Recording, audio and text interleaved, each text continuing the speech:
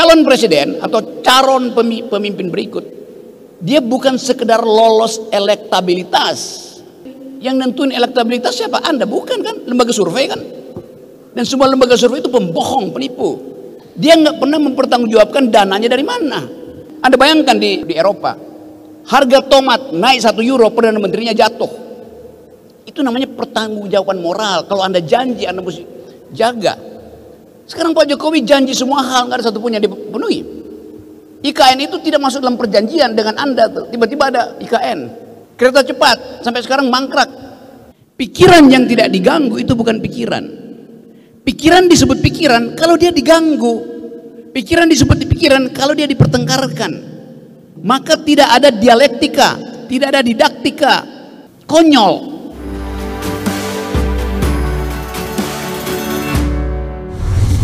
Oke, saya mau buka sesi tanya jawab dulu. Ini pasti banyak yang mau bertanya. Nah, kita persilakan. Ini saya akan buka beberapa kloter ya. Untuk kloter pertama mungkin 3 penanya dulu. Oke, terima kasih. Kita berbicara tentang Indonesia, kita memasuki tahun 2023, masuki tahun politik.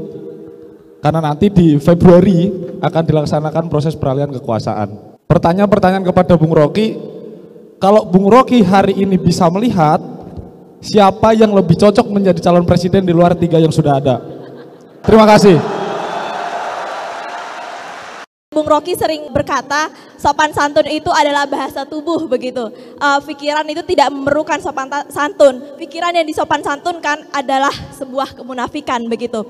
Saya ingin bertanya bagaimana sebagai seorang mahasiswa yang memiliki aturan di kampus dan lain sebagainya, namun bisa dengan aman atau dengan bebas juga mengungkapkan apa yang ada di pikiran kita. Karena kalau tadi kita kutip Bung Rocky sering bilang, pikiran itu tidak memerlukan sopan santun begitu. Bagaimana cara kita tetap aman dalam mengungkapkan apa ya pikiran kita tentang pendapat-pendapat kita kayak gitu Bung Rocky. Terima kasih, saya berikan lagi.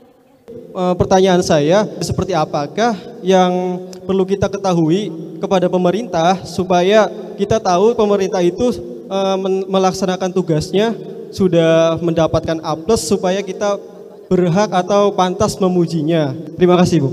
Mungkin untuk narasumber, mungkin dari Bung Rocky dulu. Oke, terima kasih. Yang capres belakangan ya, karena itu pertanyaan paling berbahaya nanti. Yang dari terakhir dulu, dia tanya tadi, apa alasan dan apa fasilitas untuk menjamin bahwa pikiran itu diucapkan demi kebenaran. Kira-kira itu poinnya. Ini ada mimbar akademis itu. Mimbar ini di dalam tradisi akademik adalah hak setiap orang yang punya dalil. Itu disebut mimbar akademis. Ini bukan mimbar guru besar. Karena banyak juga guru besar di Indonesia yang otaknya kecil itu. Mimbar ini disediakan atas alasan kebebasan mimbar akademis. Jadi siapapun yang punya dalil dia bebas menggunakan mimbar ini. Mau profesor, mahasiswa tingkat 1, kalau Anda punya dalil, Anda pertanggungjawabkan dalil Anda di mimbar ini, karena mimbar ini bebas intervensi politik. Itu dasarnya tuh. Lalu pertanyaan di belakangnya ingin menguji saya bahwa sering saya katakan bahwa tidak ada sopan santun atau bahkan tidak diperlukan sopan santun di dalam wilayah pikiran. Sopan santun itu bahasa tubuh, bukan bahasa akal. Jadi ngapain Anda sopan santun di dalam pikiran?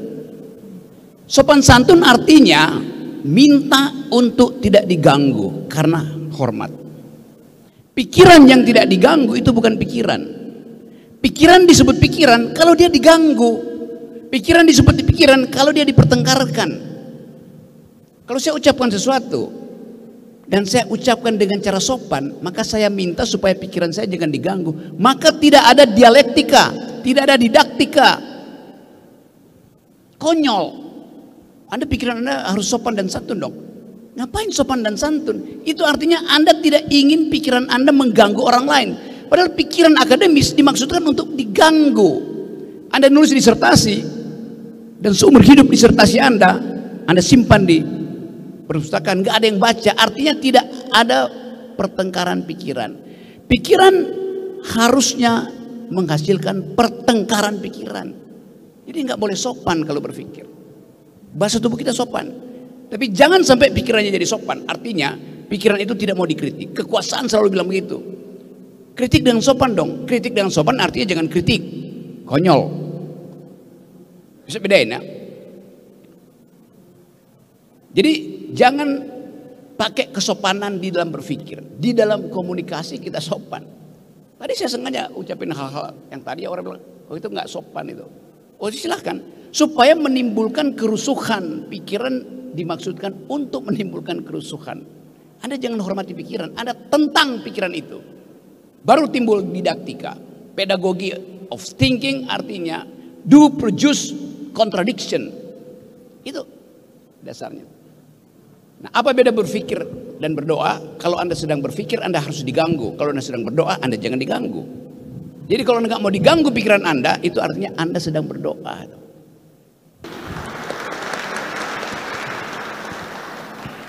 Kan itu dasarnya kan. Sekarang kita takut berpikir. Akibat takut berpikir, maka kita menulis dengan cara yang buruk karena mau menyembunyikan kritik gitu. Anda takut untuk dosen Anda ada di depan kelas, Anda takut untuk kasih dia kritik. Artinya Anda menambahkan kedunguan. Dosen mesti kita kritik. Rektor mesti kita kritik. Kalau kebijakannya menyimpang dari prinsip-prinsip kebebasan akademik. Karena itu kemarin saya usulkan sebagai ada hari anti rektor. Bisa aja. Karena itu pentingnya duel argumen. Supaya kita tidak menyembunyikan sentimen, sebaiknya argumen itu diekspos habis itu. Kan jujur. Ini argumen saya, silakan kritik. Menimbulkan kerusuhan tidak. Argumen pasti menimbulkan percakapan. Yang menimbulkan kerusuhan itu sentimen. Oke, itu soalnya lu tadi nanya soal capres cawapres itu, saya nggak tahu siapa. Saya hanya bisa duga-duga. Tetapi saya kasih parameter. Calon presiden atau calon pemimpin berikut, dia bukan sekedar lolos elektabilitas. Yang nentuin elektabilitas siapa? Anda bukan kan? Lembaga survei kan? Dan semua lembaga survei itu pembohong, penipu. Yes. Dia nggak pernah mempertanggungjawabkan dananya dari mana, metodologinya bisa dibalik apa enggak. Kan survei yang jujur dia beritahu kami dibiayai oleh partai A, oke. Dengan cara itu partai yang lain bisa menguji metodologinya, reverse logicsnya bisa diperlihatkan. Sekarang nggak bisa, bahkan nggak bisa diaudit dana-dana itu. Dana publik harus diaudit oleh publik. Pemilu adalah peristiwa publik, maka berhak kita universitas untuk tahu, Anda lembaga survei yang bayar Anda siapa itu. Prinsipnya itu tuh. Jadi saya ingin supaya calon pemimpin berikut dia tidak dihasilkan oleh lembaga survei, tetapi dia harus diuji pertama-tama bukan oleh lembaga survei, tetapi oleh institusi yang memungkinkan dia lolos di bidang etikabilitas. Tadi Pak Abraham Samad mengatakan dia harus lolos integritas. Jadi etikabilitas mendahului elektabilitas. Pernah berbohong nggak dia? Pernah nipu mak-mak nggak? Pernah merusak lingkungan nggak? Record dia itu menunjukkan etikabilitas dia. Dia paham nggak apa itu publik? Jangan-jangan ini republik tanpa urusan publik akhirnya, karena ini urusan elit doang. Jadi etikabilitas itu, statementship-nya tuh, watak kewarganegaraannya, watak kenegarawanannya, itu diperlukan di awal. Apa itu bisa disurvei? Nggak bisa. Itu kita lihat di dalam cara dia mengucapkan pikiran, bahwa dia negarawan, bukan sekedar politikus itu.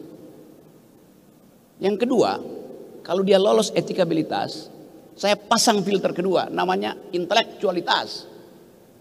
Karena pemimpin 2024, dia mesti bergaul dengan milenial dunia, dia mesti bergaul dengan grammar baru dunia. Tanya sama dia, do you speak environmental ethics, Mr. President? Do you speak global new green global economy? Jangan presiden yang akan datang untuk berdebat di forum internasional mesti disiapkan 3-4 kertas untuk dicontek-contek, itu malu. Apa yang selesai di kepala pasti sempurna diucapkan. Jadi kalau dia gagap dan gugup mengucapkan sesuatu, artinya kepalanya tidak berisi. Dalilnya begitu. Jadi teman-teman mahasiswa, ujilah calon-calon presiden berikut. Pertama di dalam prinsip etikabilitas, kedua intelektualitas, baru elektabilitas. Di mana dia diuji? Pasti bukan di panggung dangdut. Anda nggak bisa menguji intelektual seseorang di panggung dangdut. Di TikTok nggak mungkin. Hobi dia bisa macam-macam, termasuk main Tetris. Itu Tetris ya panggung. Tapi sekali lagi saya tahu Anda gelisah memahami tren masa depan. Tetapi kita bisa batalkan kegelisahan itu kalau kita bilang bahwa kalian semua calon pemimpin datang ke UNES, karena UNES adalah universitas yang nekat sekali untuk menguji pikiran Anda. Coba, siapa yang berani datang di sini? Dan jangan bawa buzzer, jangan bawa tim sukses. Datang dengan pikiranmu yang otentik. Apa pendapatmu tentang gerak bangsa yang menghadapi situasi global? Apa pendapatmu tentang kerusakan lingkungan yang kau bikin sendiri? Itu kejujurannya di situ. Supaya kita tidak beli pemimpin kucing di dalam karung. Boleh aja kucing dalam karung, tapi karungnya kita bolongin supaya kita langsung lihat kucingnya warna apa. Jadi sekali teman-teman, saya senang dan saya kira ini gerakan yang bagus. Kita pamerkan pada publik Indonesia bahwa dari forum-forum akademis semacam ini kita hasilkan pemimpin. Udah betul inisiatif di awal di sini supaya rektor-rektor yang lain juga jangan baper kalau undang saya, undang Pak Samad itu nggak usah baper, biasa aja tuh. Nanti timbul kerusuhan. Memang saya ingin rusuh, membuat bangsa ini rusuh karena berpikir, bukan rusuh karena korupsi. Anda bayangkan Pak Samad itu betul koruptor, habis keluar dari penjara 20 tahun, 15 tahun, tiba-tiba balihonya ada di mana-mana. Lalu bagaimana mungkin mau disulap seseorang yang punya moral buruk tapi mau di-upload lagi jadi pemimpin? Kan gila. Nah, kita belajar dari situ bahwa kampus mendidik dua hal, intelektualitas dan integritas. Jadi kita pastikan bahwa kita terbitkan matahari pikiran dari UNES dan jangan matahari itu tenggelam sebelum 2024. Makasih. Oke, terima kasih banyak Bung Rocky. Oke, saya mau buka sesi tanya jawab karena ini banyak, jadi kita buka. Oh udah ya. Oke, kita buka mungkin untuk sesi kloter kedua ini 5 orang. Selamat sore, perkenalkan nama saya Asrofa Wahyu Aiman. Saya mahasiswa bimbingan dan konseling. Pertanyaan saya, apa sih yang membuat negara ini masih bersatu? Itu pertanyaan dasar saya, mengapa negara ini masih bisa bersatu? Apakah karena Pancasila atau apakah karena hal apa? Mengingat ketika kita melihat akhir-akhir ini berbagai hal-hal yang tidak masuk akal itu terjadi gitu di mana-mana. Pemimpin-pemimpin yang korupsi di berbagai daerah, atau mungkin kepala-kepala daerah yang baperan itu dilindungi sama undang-undang. Nah, kira-kira apa sih yang kemudian negara ini kok masih bisa bersatu dengan keberaneka-ragaman yang sangat amat banyak ini, kemudian tetap menjadi negara Indonesia, atau mungkin seperti Pak Rocky Gerung bilang, apakah ada solusi lain, mungkin jadi negara yang serikat gitu ya, pemerintahnya sendiri-sendiri, yang punya otoritas sendiri-sendiri. Mungkin seperti itu singkatnya. Terima kasih. Perkenalkan, saya Muhammad Wahyu Al-Fakar dari jurusan Magister Ilmu Hukum UNES. Sini saya akan bertanya kepada Prof. Rocky dan Dr. Abraham Samad, bagaimana cara kami sebagai anak muda Indonesia yang teridentifikasi memiliki IQ pas-pasan ini dapat mengejar ketertinggalan untuk menyelesaikan masalah-masalah yang selalu diwarisi oleh rezim-rezim sebelum kami, karena mau tidak mau kami yang akan melanjutkan estafet dari rezim-rezim sebelumnya. Baik, terima kasih. Wassalamualaikum warahmatullahi wabarakatuh. Perkenalkan, saya Bayang Setio, saya mahasiswa biasa aja. Ketika hari pertama ospek, kita disuguhkan bagaimana kita harus peduli akan sosial, peduli akan masyarakat dan sebagainya.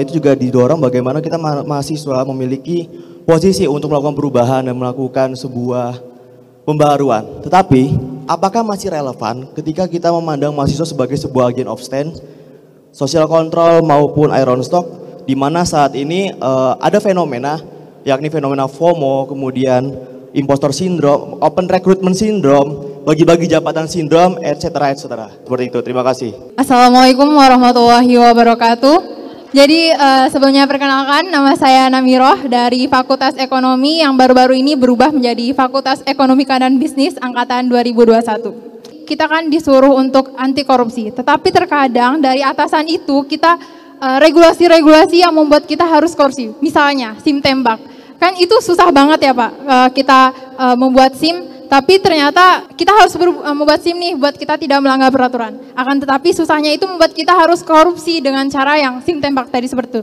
Jadi bagaimana menurut Bapak kita sebagai pemuda itu melawan hal-hal seperti itu? Baik, terima kasih. Wassalamualaikum warahmatullahi wabarakatuh. Oke, nama saya Muhammad Bagus dari jurusan Teknik Mesin. Tema hari ini adalah menggugah keindonesiaan kita. Jadi seolah Indonesia kita itu tertidur. Dan harus digugah, kalau digugah bahasa Indonesia itu dibangunkan. Dan kami, mungkin beberapa teman kami dan khalayak ramai juga mungkin pesimis bahwa Indonesia ini akan terbangun. Jadi bagaimana menurut Bang Rocky agar bisa memotivasi kami agar pesimisme kami menjadi optimisme. Terima kasih. Wah, kalau tanyanya ke filsuf, jawabnya bisa ini ya, kompleks. Itu pertanyaan terakhir apa? Bahagia itu apa? Kalau yang bertanya mahasiswi saya jawab. Oke, saya bikin semacam sinopsis ya dari problem tadi. Kan kita cemas melihat arah dari bangsa ini, kemana ujungnya itu? Apakah negara ini akan berakhir pada negara kapitalis? Apakah negara akan berakhir pada negara agama? Apakah negara akan berakhir pada negara sosialis? Kan itu semua pertanyaan yang unthinkable. Tetapi dia masuk di dalam bawah sadar kita. Karena kita bandingkan dengan keadaan dunia pada umumnya. Ada kecemasan di Ukraina, ada kecemasan di Cina, ada kecemasan di dalam negeri Amerika sendiri. Lalu kita lihat, kita bisa bertahan apa enggak, dia tanyakan tadi. Kalau secara ekonomi bangsa ini nggak mungkin punah karena seluruh mineral terbaik ada di sepanjang garis khatulistiwa. Semua kita punya. Tetapi justru itu soalnya. Yang kita punya itu tidak kembali menjadi milik kita. Di zaman Pak Harto, yang kita sebut sebagai konglomerat waktu itu atau oligarki, diberi hak oleh Presiden Soeharto untuk mengeksploitasi sumber alam kita. Tetapi yang balik ke negara masih 33-35%. Zaman Harto tuh. Menghasilkan apa itu? Menghasilkan SD Impres, menghasilkan puskesmas, menghasilkan stabilitas politik. Tetapi ongkosnya adalah otoritarianism. Tetapi nggak ada orang yang pada waktu itu ya orang miskin ya akses terhadap yang disebut 9 kebutuhan dasar itu tetap bisa kita percaya. Karena setiap hari Rabu Harmoko atau bahkan Menteri Perekonomian datang depan TVRI, harga cabai sekian, besok harga bawang putih, harga beras, harga minyak sekian. Dan nggak mungkin lain, nggak mungkin berubah. Sekarang Anda percaya menteri mana yang bilang bahwa harga beras hari ini, besok 20 menit berubah, harga minyak berubah tuh, nggak ada kepastian. Satu waktu saya tiba di Bandara Banyuwangi, seorang petani dari Sumatera, seseorang pada waktu itu saya nggak tahu dia siapa, dia tahan saya di Bandara Banyuwangi. Pak Rocky, saya mau bicara. Saya pikir dia intel. Ada apa? Dengan wajah cemas, kita bergeser sedikit ke arah toilet. Begini Pak Rocky, saya datang dari Sumatera, mau ke Jember, mau bawa pulang 2 anak saya. Tapi nggak mungkin, saya hanya boleh bawa pulang 1. Ada problem apa Pak? Karena dia menyekolahkan anaknya dari Sumatera ke Jember pada waktu harga sawit 4.000 atau 3.000 rupiah per kilo. Dan janji Pak Jokowi harga sawit akan stabil. Tiba-tiba harga sawit drop tinggal 700 rupiah. Keluarganya bingung bagaimana meneruskan kuliah dia. Itu artinya malam hari ada pertengkaran antara si bapak dan si ibu. Anak yang mana yang mesti dibawa pulang ke Sumatera? Problem. Begitu nyampe di Jember, bapaknya juga pusing. Apa alasannya untuk mengatakan, nak kamu harus pulang, saudaramu yang satu tinggal. Dia mesti pilih satu yang mesti dia korbankan. Karena dia nggak mampu lagi bayar uang kos. Karena harga sawitnya jatuh. Padahal Jokowi janji akan stabil. Kalau dia pulang ke Sumatera, tetangganya akan kaget. Kenapa Anda pulang? Apakah Anda dungu?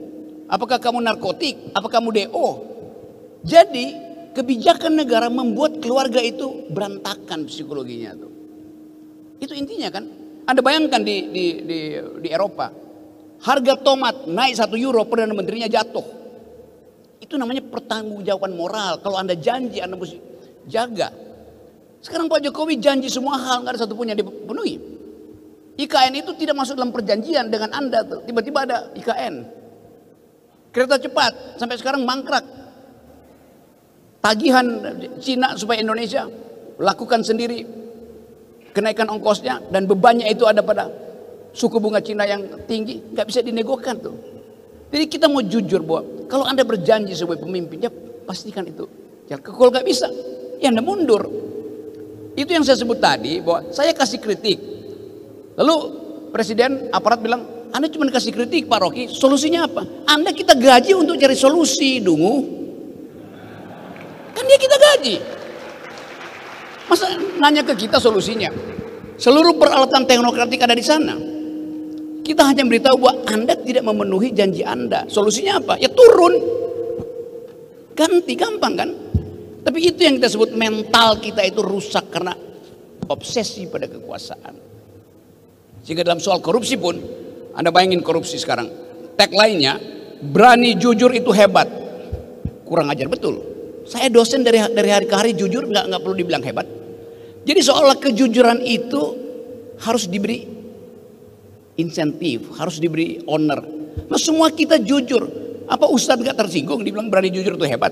Dokter mesti tersinggung. Dia nggak, dokter disumpah untuk tidak bohong pada pasien. Ustadz disumpah untuk memberi pengetahuan. Dosen jujur. Kenapa mesti taruh tagline berani jujur itu hebat? Karena kita miskin tentang kejujuran pada akhirnya kan. Sehingga hal yang normal mesti diberi hadiah. Ngapain mau jujur dikasih hadiah? Itu dasarnya kan. Jadi sekali lagi teman-teman, saya mau ucapkan itu sebagai upaya untuk memperlihatkan bahwa nasib kita ditentukan oleh prinsip kejujuran kita. Tadi saya teruskan tadi, selama Presiden Presiden Soeharto yang balik ke kita karena dieksploitasi masih 35%. Zaman SBY turun 27%. Zaman Pak Jokowi tinggal 7%. Kemana itu? Diparkir di Singapura. Ditaruh pakai main judi, main saham segala macam, dirampok petugas pajak. Sementara kita, kalangan akademisi, diminta untuk jangan memberi kritik. Apa nggak kurang ajar? Jadi sekali lagi, kalau ada oposisi oke, ini nggak ada partai oposisi, sehingga saya mengambil alih fungsi itu. Pak Abraham Samad mengambil alih fungsi itu. Universitas Negeri Semarang mengambil alih fungsi itu. Kita kan lagi beroposisi di sini sebetulnya, buat mengucapkan alternatif pikiran. Jadi sekali lagi, ada prinsip yang mengatakan bahwa politics is the art of the possible. Mereka belajar dulu politik.